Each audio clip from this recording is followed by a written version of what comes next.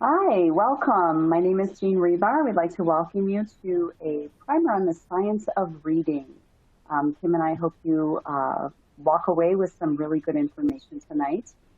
And as we begin, we just want to remind you of our mission here at AFT and reinforce how fortunate we are to have a union that supports the advancement of our profession as well as the professional development of teachers. Kim, you want to introduce yourself? Sure. Good evening, everyone. My name is Kimberly Bigelow. I've been an educator for about 16 years. I'm in my 16th year, all within DC public schools. I'm an AFT national trainer, which I think I've been since about 2016, I believe, or 17. And I teach not only reading comprehension, but also the writing series, as well as culturally responsive pedagogy and differentiation. And it's a pleasure to be here. Alrighty, and like I said, my name is Jean Hribar. I've been in education for over 3 decades, a really long time. Kim is my national trainer buddy. We've facilitated many of the same professional developments within AFT, and we're happy to have you with us tonight. So over the course of the next hour, we hope you can gain an understanding of the simple view of reading as we take a closer look at the individual components of both language comprehension and word recognition that make up the simple view of reading and how they all work together to help develop our young readers. So I do have a poll for you. If you want to go into your polls, I would like to know which statement best describes you. The first one, the second one, or the third one? 1, 2, or 3? The first one, I know what is meant by the simple view of reading, and I can describe it to someone. And number 2 is I've heard of the simple view of reading, but I'm not sure what its components are. And the third one, and number 3, I really have no idea. I don't know what it is. I don't know. So click 1, 2, or 3. What do you think? Simple view of reading. It's been around for a while. I think we probably have a vast amount of experience in the room as well. I noticed in the chat we've got people from all over. I do see a few people from Cleveland, which is my area. So batten down the hatches tonight, huh? Got another storm coming through. All right, let's see who we've got in the room here. Oh, I really have no idea. Okay, so we have a lot of people who are here to learn something for the first time tonight. That is awesome. And we have a few experts in the room that can describe it to someone else and several people who are right in the middle. Okay, well, I think let's dive in, and Kim is going to get the ball rolling for us. Go ahead, Kim. All right, let's go. So what is the science of reading? As you can see, the term science of reading refers to the vast interdisciplinary body of research about how we learn to read and the issues related to reading and writing. The science of reading incorporates insights and research from disciplines that include developmental psychology, educational psychology, cognitive science, and cognitive neuroscience. Motes, 2019 states, the science of reading is not an ideology, a philosophy, a political agenda, a one-size-fits-all approach, a program of instruction, or a specific component of instruction. It is a body of research that reveals how we learn to read. In short, the science of reading has demonstrated the methods that best help children learn to read, from the earliest steps in spoken language to being able to successfully decode unfamiliar words. 5 areas fall under the umbrella of science of reading. That's theory, research, cognition, language, and instructional implications. So let's talk about the 5 components of reading instruction. As you can see, they're phonemic awareness, phonics, fluency, vocabulary, comprehension. These 5 components were come out as a result from the National Reading Panel in 2000. Congress commissioned a research study to, and they looked at about 100,000 research studies on reading that were published since 1966.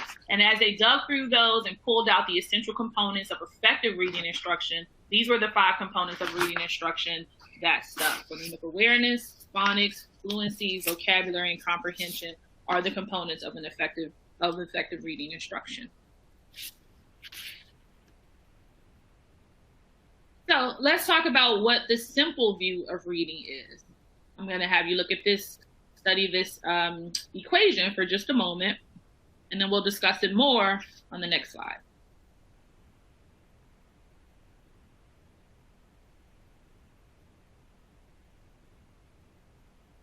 So as you can see, the equation for the simple view of reading has two components, or three components, I should say. Decoding, which is the ability to apply sound-symbol relationship to read words, times, not plus, but times, language comprehension, which is the ability to understand spoken language, equals reading comprehension. So let's look a little deeper. So the simple view of reading comes from the research of Gow and Tumner from 1986. And essentially what they said is that to become skilled readers, students need to be strong in both areas, both decoding as well as language comprehension. Strength in one area does not make up for deficits in the other area. Both decoding and language comp are necessary to achieve reading comprehension. So if you, what they basically found was that all reading difficulties fall into one of three general types. The simple view demonstrates that reading difficulties either are going to fall in students being, or readers being poor at language comprehension. So they may have adequate decoding skills and weak language comprehension skills. The extreme example of that is a hyperlexic student, a student with like a severe language comprehension issue and excellent decoding skills. Or they may be poor at decoding. So they have adequate language comprehension skills, but weak decoding skills. Extreme example of that might be a dyslexic student, a student with language comprehension abilities that are at least average and severe decoding difficulties. Or you may find that students or readers have weaknesses in both areas, okay? And sometimes they refer to that as the garden variety reader, all right? So what we know as far as intervention is that it's important to assess on more than just one area. A lot of times reading assessments that are given in schools just focus on comprehension, but it's important that that students be assessed in both areas of decoding as well as language comprehension. Any implemented need to target the student's specific weaknesses, whether it's a decoding weakness or language comprehension weakness, to achieve the best results. So teaching to the student's strength, which makes sense, wouldn't actually raise reading comprehension in a meaningful way. You have to target the student's weakness. And too often when you look at older students, it's assumed that older students have low reading comprehension scores, but it actually turns out that oftentimes there are weaknesses in decoding, and that's not often considered.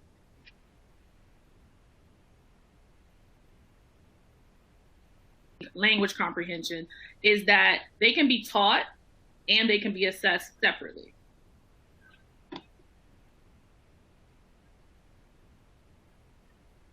Okay, going to the next slide. Excuse me one second.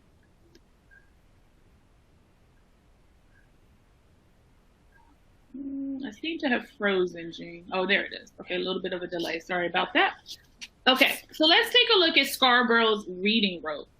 And you can see here that the reading rope, it still comprises those two components, language comprehension as well as word rec. Okay, and that model dates back to when Scarborough was lecturing on complexities involved in learning to read. For many children, learning to read is a challenging undertaking, as you know. This rope is a good visual of the task. So language comprehension, for example, involves the tasks that you see there: background knowledge, vocabulary knowledge, language structures, verbal reasoning, as well as literacy knowledge. And then word rec includes phonological awareness, decoding and spelling, as well as sight recognition. As students become skilled in one area, they sort of weave together, or as this depicts, it weaves together to become a skilled reader. And language comprehension improves largely through oral instruction for beginning readers who are spending much cognitive power on learning to decode. As students become more skilled decoders, then their language skills begin to strengthen through reading written text. So as you can see, you have the upper and lower strands, and the word rec strands work together as the reader becomes accurate, fluent, and increasingly automatic with repetition and practice. At the same time, the language comprehension strands reinforce one another, and then weave together with the word rec strands to produce a skilled reader. And becoming a proficient reader requires instruction and practice over time.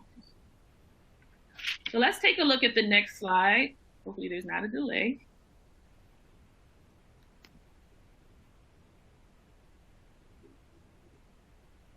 Did it advance, Jean? It did. I think this is your animated slide. Oh, okay. Thank you. Looks the same. All right. So let's take a look, and we can see how the simple view is from Gow and Tumner from '86 is woven into Scarborough's rope. So as you can see, the red rope, strands represent decoding skills, including onset rhyme units, syllable patterns, and morpheme chunks like prefixes, suffixes, and roots. The blue strands of the rope represent language comprehension skills.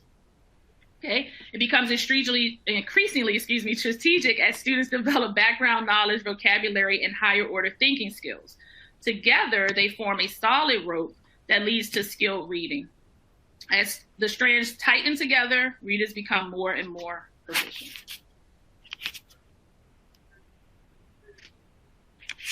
So we would be remiss if we did not mention other models as well. So we've talked about Scarborough's rope, which built on the work of Gow and Tumner from '86, but also there's been advances in reading research and how students learn to read as well. So we're going to look a little bit, not too in depth, but quickly at the active view of reading by Dr. Nell Duke, and colleagues. So the active view of reading model builds on that work.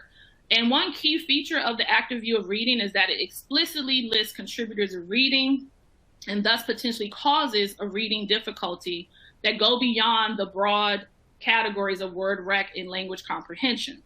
So it talks about how difficulties can be within word rec and language comprehension across both of those constructs, or even beyond those broad constructs as well. So contributors to reading beyond word rec and language comprehension that may explain readers with difficulties despite whether they have age-appropriate decoding and language comprehension skills. Within the broad categories of those, it's essential for educators to unpack a student's profile of strengths and weaknesses within the constructs of word rec and language comprehension. For example, if we take word rec, which again, it's a little small, but comprises phonological awareness, alphabetic principle, phonics knowledge, decoding skills, as well as recognition of words at sight. But to unpack it, you need to know, is the difficulty related to, or what component the difficulty is related to? Is it related to phonological processing issues? Is it related to limited orthographic knowledge? Or it could be related to both. Same is true for language comprehension. You have to, as instructors or practitioners, we have to unpack within that, what is the actual difficulty? Is it cultural knowledge? Maybe the student is presented with, or the reader is presented with some type of reading that they don't have any cultural reference for. So obviously that's going to be harder for them to comprehend. Could be other content knowledge as well. Research does support that content knowledge is a predictor of reading ability. Knowledge encompasses information, and the information of that, or the organization of that information, is our schema. This includes vocabulary, but goes beyond that to include knowledge of concepts and readers' cultural experiences as well. Research has found that instruction aimed at building students' knowledge has been found to positively impact reading development.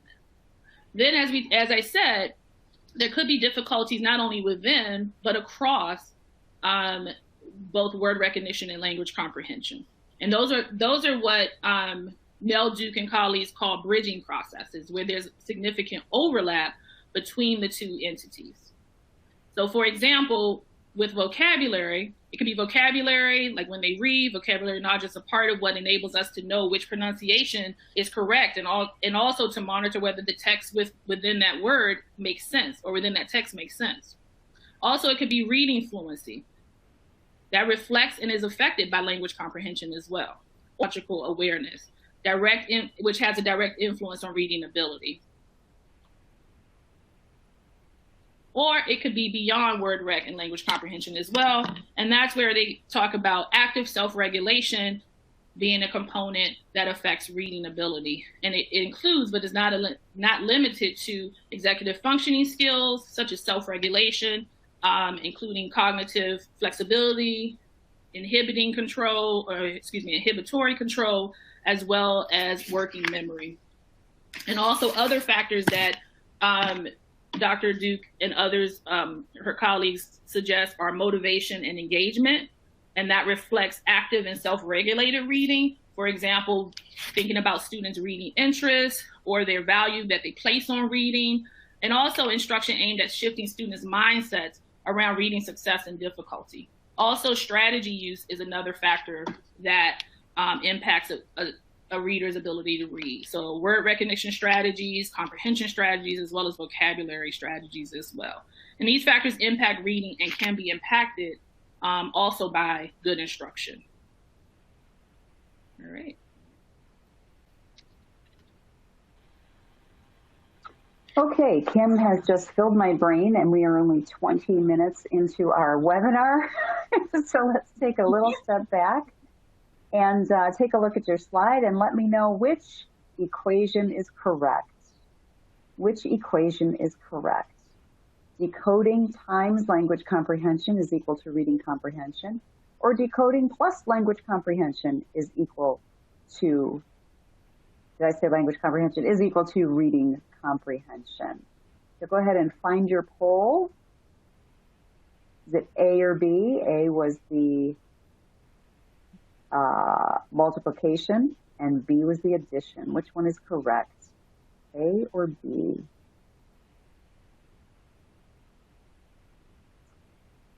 A or B?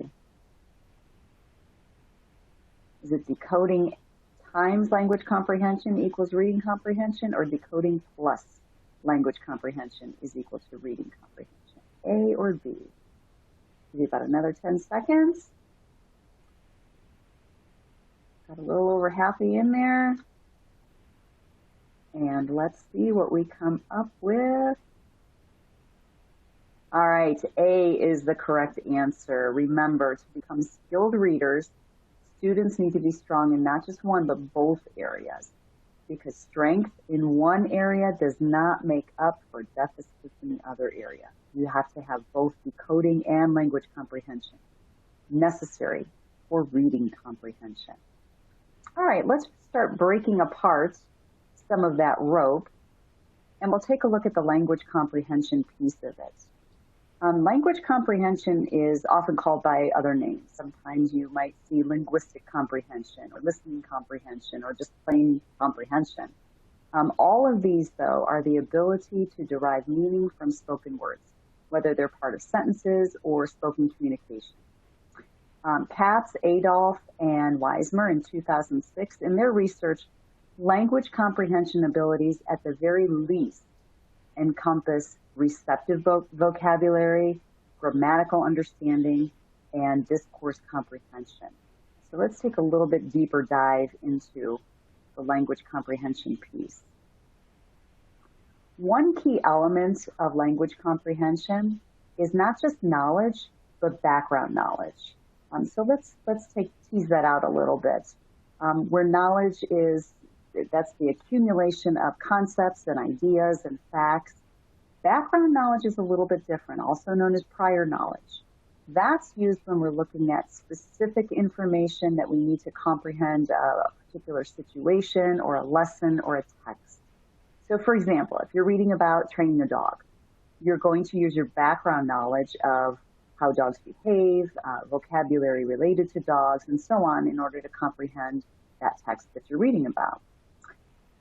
Although it's not possible to teach background knowledge for every single text we use in our classrooms, we can help provide a wide base of knowledge to draw upon for students to problem solve and to create meaning. And then knowledge leads to more knowledge. Background knowledge allows readers to strategically infer meaning with less effort. The more that they know in their file cabinets, the easier it is to make meaning. Drawing inferences becomes easier. Background knowledge allows readers to arrange sequences of events in text into connected, meaningful units that can be more easily understood and remembered. It helps to put things in order for them as they read. Chunking together pieces of information that have connections that are logical, that can only be formed by students who have a background knowledge to understand what belongs with what. And this leads to schemata. Schemata is that file cabinet that you have. When we read, knowledge is organized in our minds, and the more background knowledge we have, the more content is readily learned. So we have that file cabinet, and as we read, we see new ideas, and our brain knows which file to put it in. As educators, we need to be able to activate background knowledge. And we can do this by providing rich, engaging materials that span content all across all content areas that are going to help us scaffold future learning for our students. A second component of language comprehension is vocabulary. Vocabulary knowledge is a prominent predictor of reading comprehension. The biggest bang you can get for your buck is with vocabulary. The knowledge of meaning of words in text adds significantly to the construction of meaning of text because its connections to background knowledge and language structures. And that comes from Scarboroughs research in 2002. And I think everybody knows that vocabulary development begins at infancy. The primary means for acquiring vocabulary are conversations, dialogue that's heard on TV, or language that's heard in read-alouds. And all of those make up our oral language experiences. By age 2, children usually speak about 200 to 300 words, and they understand many more. And once they're in school, they learn approximately 3,000 words per year, but they can comprehend many more than they can read. And this is why it's so critical to ensure that students are learning new words each day, especially for students who come from less advantaged backgrounds. These children are traditionally exposed to millions fewer words in their first 3 years of life than students who come from privileged backgrounds. I'm going to let that sink in for a second. What makes vocabulary so important isn't just knowing a word, but they point to knowledge constructs that help students interpret and reflect on the meaning of a text. So, vocabulary instruction should include the different levels of knowing a word, just not that surface definition, but really knowing a word. Exposure to rich language, intentional instruction of Tier 2 and Tier 3 vocabulary words. Beck and McEwen in 2001, they offer evidence-based vocabulary building intervention, and we'll be talking about that in one of our future webinars.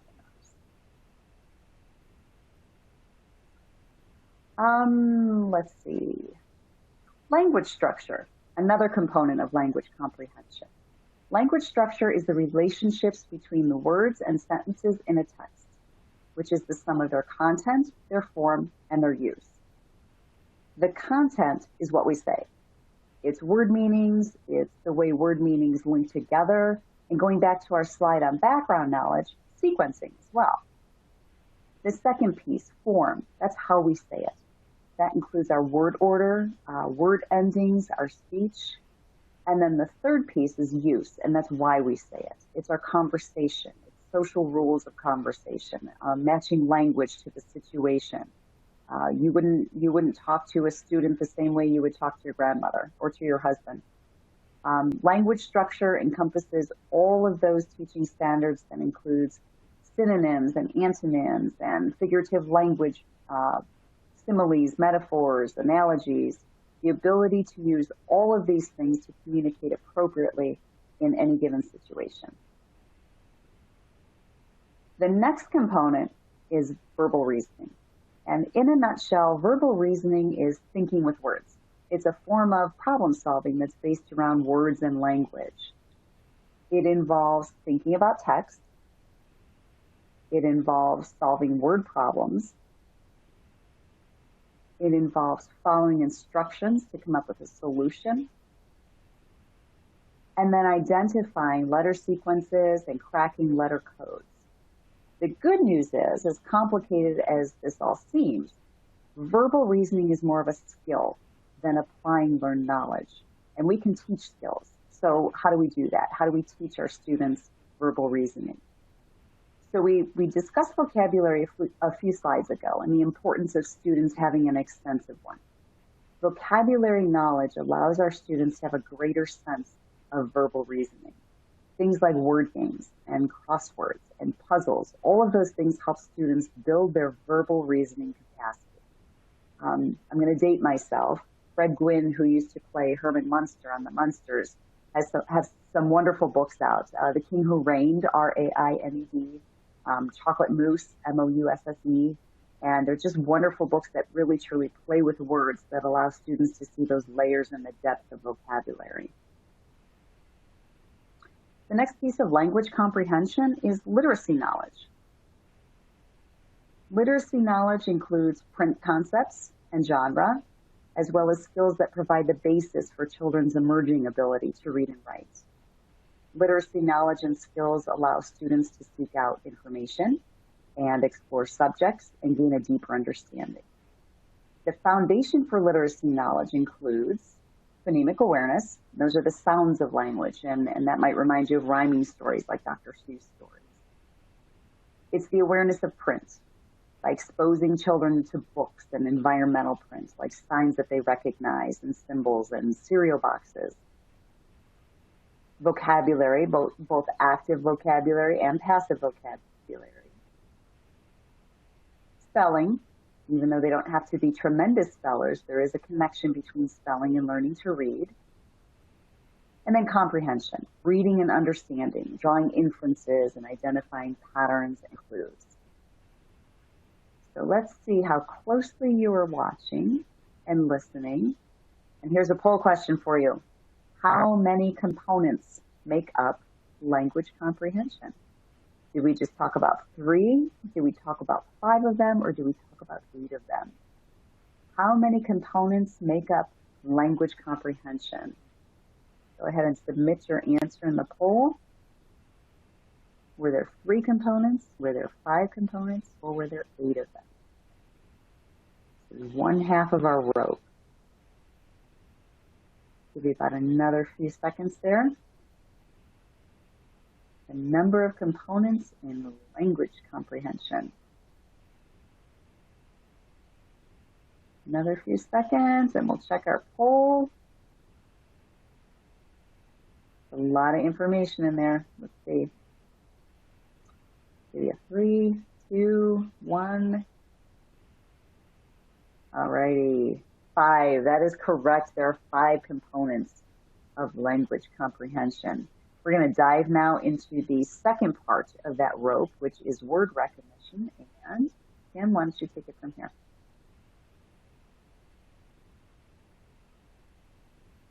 Oh, I think you're muted. It helps if I take myself off of mute. Thank you. There you go. All right, so thank you. Let's talk about word recognition, phonological awareness, decoding, encoding, and spelling, as well as sight recognition of words. I'll give you a moment to read that.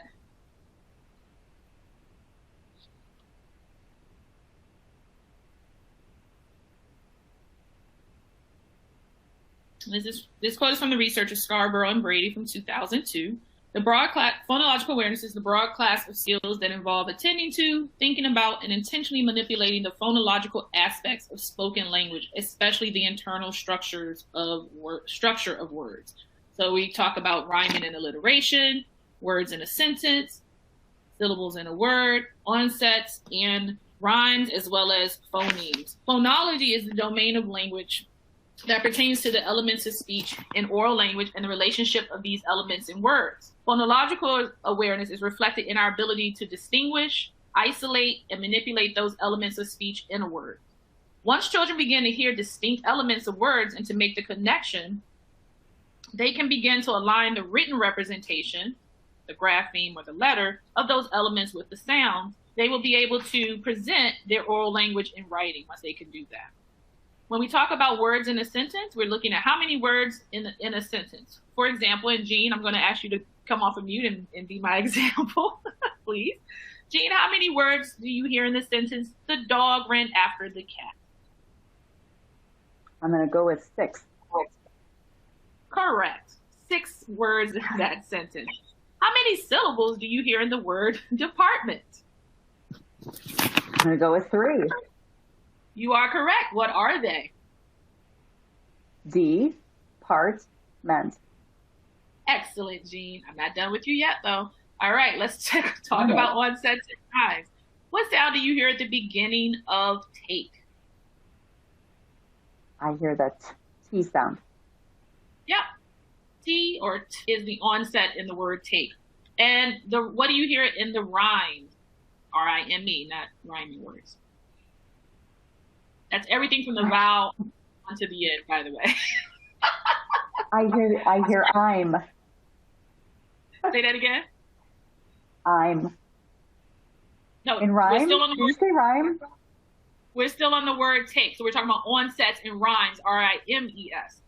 So as you said, the onset of the word take is, I may have confused you, I'm sorry. And what else do you hear in the rest of the word take?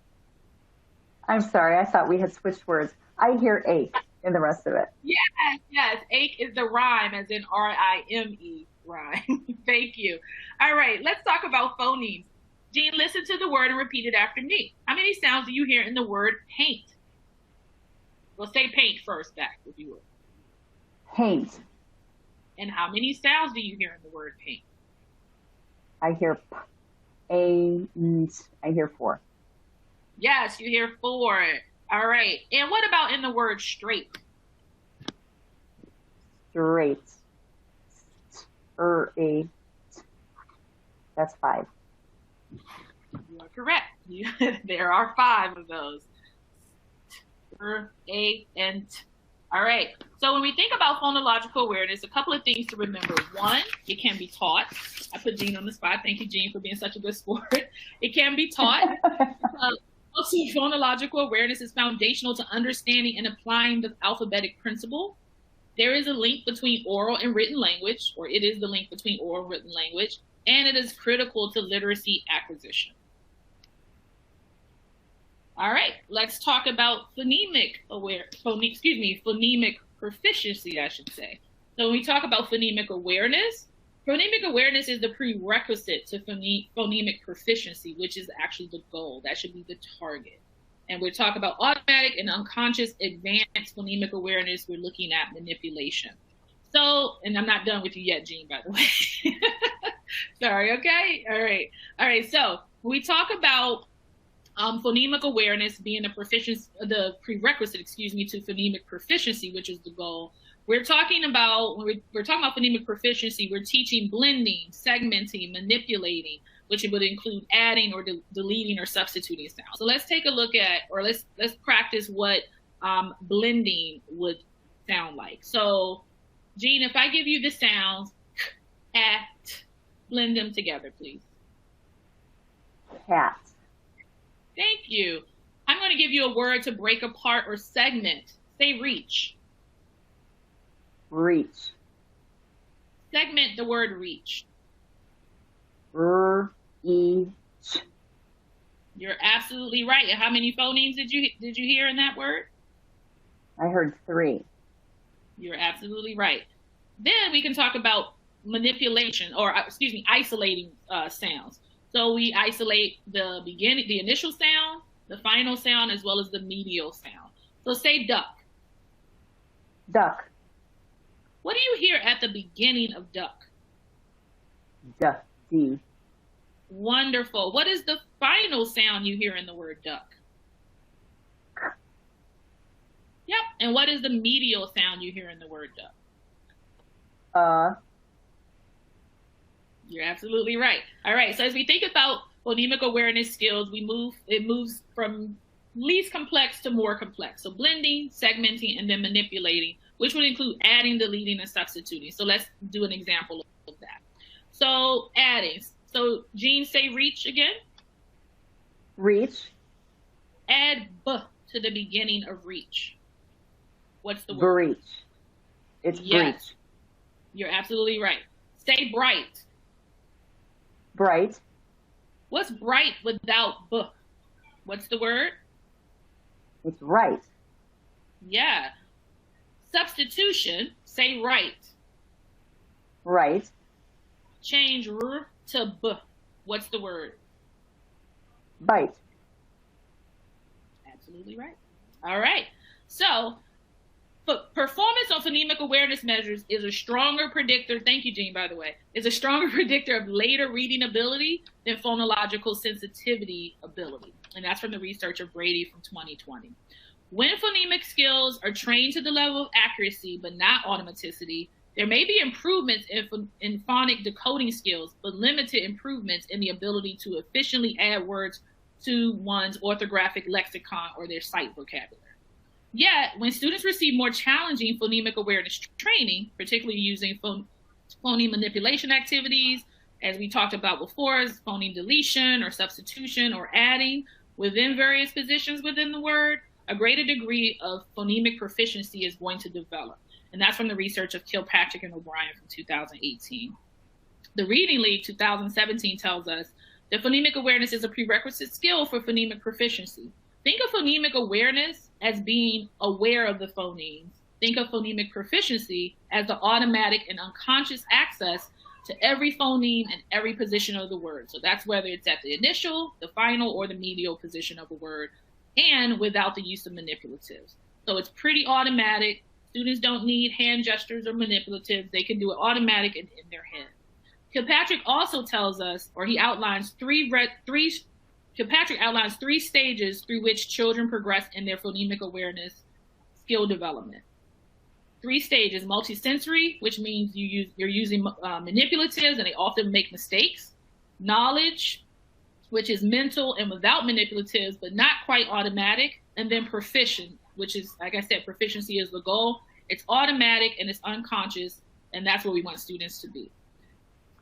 Talking about how the alphabetic principle relates to the science of reading, the alphabetic principle is the idea that words are made of sounds and that our letters represent those sounds. The alphabetic principle is a key concept for developing reading skills. We believe in moving from speech to print, as Louisa Moats tells us, from phonemes to graphemes.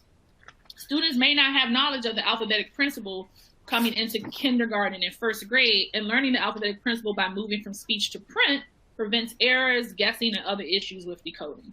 Through explicit structured activities, students develop their ability to use the alphabetic principle to match phonemes to graphemes. Okay, so let's talk about decoding and encoding. So the alphabetic principle is the understanding, as we alluded to before, the understanding that the words we say are made up of discrete sounds that are represented by letters or combinations of letters. Once students can distinguish and manipulate discrete sounds, they can begin to learn letter-sound correspondences and map letters onto those sounds to make written language. Activities such as word building or chaining can help move students towards phonemic proficiency. Consider this word chain. You have to listen up for this. Consider this word chain for a student who is learning to decode CVC words or consonant vowel consonant words and has been taught the letter short I, so the I sound, and is practicing the letters B, short A, short T, short F, short N, and short M. I know there's a lot to take in, but just listen to the chain itself. So we start with the word fin. I change one letter to bin, one letter to tin, one letter to bin again. Bit, fit, fat, mat, bat, and tat. Even though you don't see it on your screen, when students have to manipulate sounds and map the sound to the letter or the grapheme, it focuses them to focus on one letter at a time. So really the key is not to take their eyes off of the letters. So we change one phoneme or one grapheme at a time and manipulate that to make other words. Students begin by learning to decode VC or vowel consonant words such as at, and then CVC words such as cat, and then progress on to more complex skills, including mapping digraphs and blends and multisyllabic words, among other features as well. Let's talk about orthographic mapping. So, quick fact, first graders are expected to have a sight word vocabulary of over 2,000 words. That might blow you away a little bit, but that is true. So we talk about what a sight word is. This is the definition of Kilpatrick's definition of what a sight word is. It's a word that is instantly and effortlessly recalled from memory, regardless of whether it is phonetically regular or irregular. And that might differ from what you may know or what you may think of as a sight word, for example. Most of us are maybe thinking of traditionally like Fry's list of sight words or the Dolch list of sight words. But what more recent research has shown us that phonetically regular words can actually be decoded. So if we teach students, instead of just memorizing words, if we teach students that words can be sounded out, and they can use their decoding skills that they're picking up to read many of these words, that lessens the burden on them to just automatically remember them, which hasn't been that effective. So which set of words here are sight words, Jean?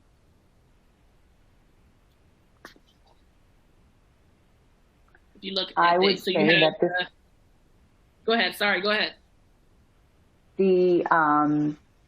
The second set is wrong. It's the first set. Wait, which one? Sight words are the second word, the second list, the it list. The second list, the it list or the a list? So the it, spit, lit, bit, or the slay, weigh, wait, and eat? You tell me. It actually depends on the student. Thank you for playing along. You were right. It could be either one. So it depends again, whether it's instant and effortlessly mapped or into our orthographic mapping system, so into our orthographic lexicon. It depends on the skills you have mastered. Either set could actually be sight words. You're a great sport with all of this, Jean, by the way. So the key to decoding is to help students develop cognitive automaticity. This means that students know a word on sight without having to sound it out. This is commonly referred to when discussing sight words. The reason why I said, Jean, why I threw it in there in such different patterns there in the letters, is that most people would probably look at the second set, it, and think or actually they may look at slay and may think, oh, you just have to memorize that.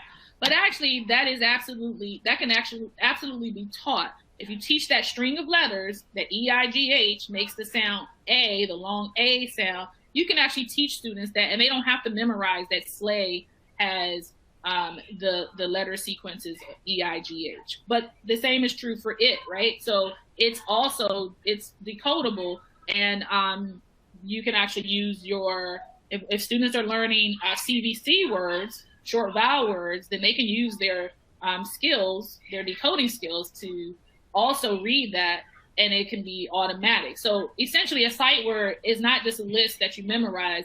It depends on, it's based on when the student has mapped it into their orthographic lexicon. And that's going to depend on the student. So I threw that in there to trick you up a little bit. So essentially, that means that students know a word on sight without having to sound it out. And this is commonly referred to, as we said, sight words. But the sight word memory is called the orthographic lexicon. Students develop their orthographic lexicon by successfully decoding words. When they decode words leveraging phoneme and grapheme relationships, as in sound and letter relationships, it's called orthographic mapping. Orthographic mapping is how individuals anchor words into their sight word memory, or their orthographic lexicon, and store them for accurate and effortless recognition.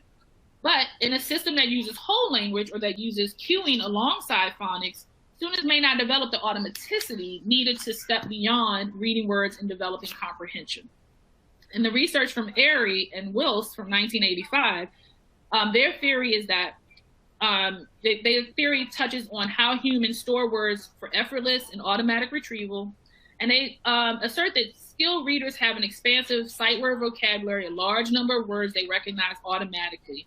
And it disproves that traditional theory that words are stored in visual memory, or that the traditional sight word, they have to memorize it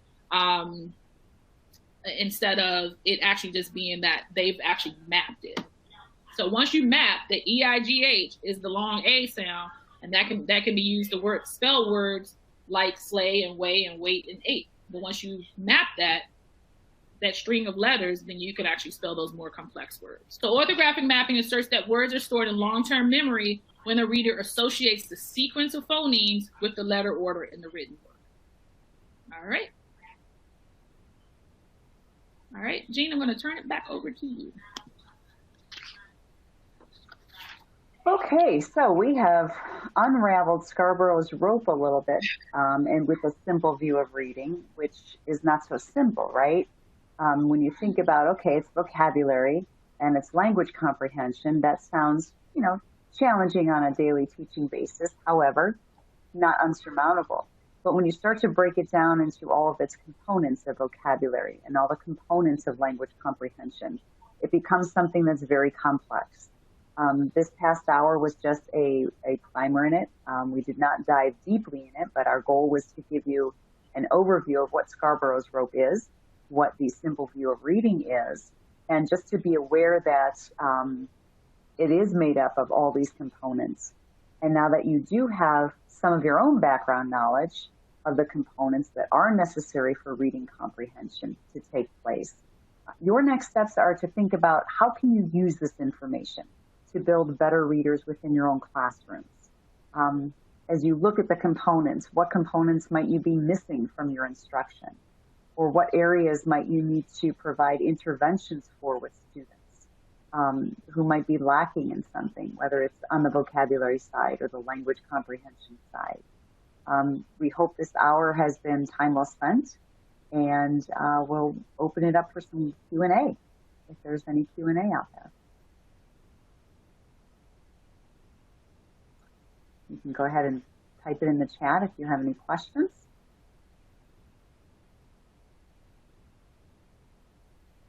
I do see one from, forgive me if I'm saying your name wrong, Marcelina. I do see one where should the sound for D be D, or I'm assuming you're talking about the sound at the end, or should it be D?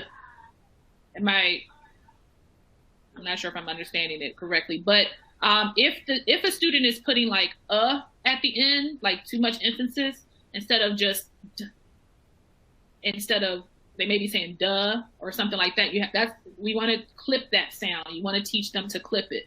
If you're talking about, if you're doing phonics, you can use something like encoding boxes, which are like, for example, if I was doing the word duck, which has 3 phonemes in it. If I had an encoding box, which had 3 boxes in it, that would help the student to know that they can only have 3 sounds, and which would be d, and k. So I hope that answered the question.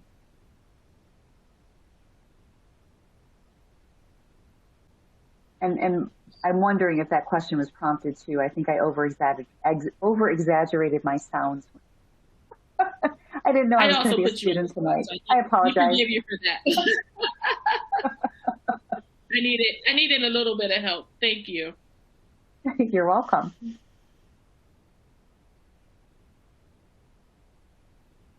Natasha says she has the same question with the R sound. Clipping, yeah.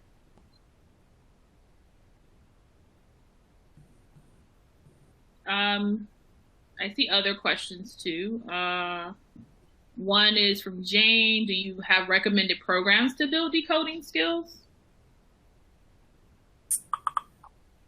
I don't know that I mean, you can chime in, Jane. I don't know that I would say I have a recommended program. I will say for phonemic awareness, there's several activities, free activities online, as well as decoding skills. You can check out Florida Center for Reading Research.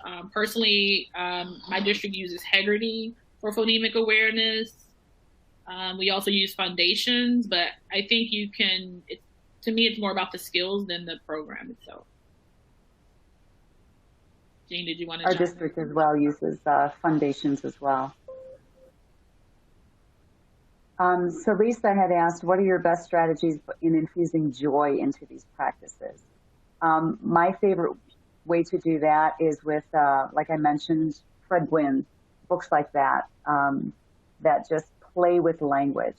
I think the more students have the opportunity to play with language and the fun words, all the onomatopoeias, I think that helps to bring a little bit of laughter, a little bit of fun in language, and helps them to see how creative they can be with their language as well. And poetry. Yeah. Poetry is always a good one too, for playing with language. And practicing fluency too. Yes. Yeah. I do see a question here from Barbara H. I don't know how to say your last name, so I don't want to mess it up. What suggestions do you have for helping sixth graders who are well below grade level in reading? She teaches science, which has a lot of specific vocabulary. And I think one of our upcoming webinars might address that, but did you want to speak to that, Jean? We do have reading in the content areas that will address some of these students who are reading below grade level. Some of the universal design for learning strategies as well will also address that in giving choice. And sometimes if it's a content area, you're going to have to use different options, video, peer reading, things of that nature. But they do create very high interest, lower level reading books to go along with your content in order to support the vocabulary. In science, I hope you'll join us for our reading in the content area. We will have some strategies for that as well. I know we're running out of time. Did you want to take another question here, Jean? I'm trying to keep up. Yeah, we can do one or two more questions, sure. Multilingualism. Carla asked about multilingualism, addressing the role of native language in literacy development. There are a couple of EL webinars as well that are in this series that I think would probably give you some further information. In full transparency, multilingualism is a little bit out of my wheelhouse, so I would refer you to the EL webinars. Emily, have those occurred yet? We have had 2 that are on demand, and there is one more that is coming up. And Laura is going to put in the chat the link there it is, and you can register for any or all of the sessions, and the ones that have already happened, they'll send you a link so you can watch it whenever you want. Perfect. We may have time for one more. I see Marisol, I hope I'm saying that right. How often should we diagnose?